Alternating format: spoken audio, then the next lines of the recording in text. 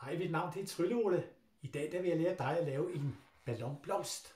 Du skal bruge 2 balloner. Jeg starter med den ene, den grønne her, og det bliver stilken. Så jeg tager lige og laver sådan et bøj der, som et sæt.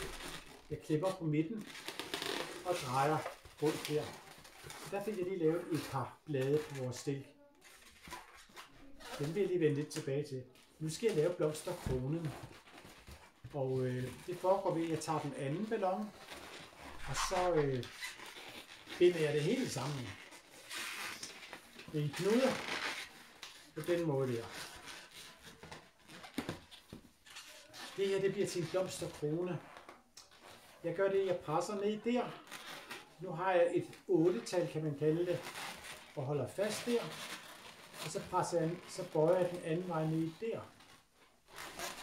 Så her har vi den bundet sammen, en der, og presser ned der, hele vejen ned der, sådan der. Nu skal jeg have fingrene rundt om 4 lag ballon, og det foregår på den her måde.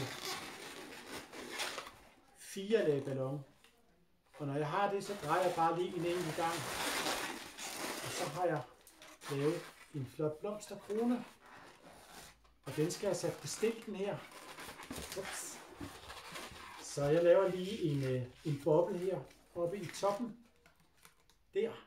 Og så sætter jeg den her boble ind et eller andet sted. Det er lige meget, hvor jeg skubber lige lidt ind og trækker ud i boblen.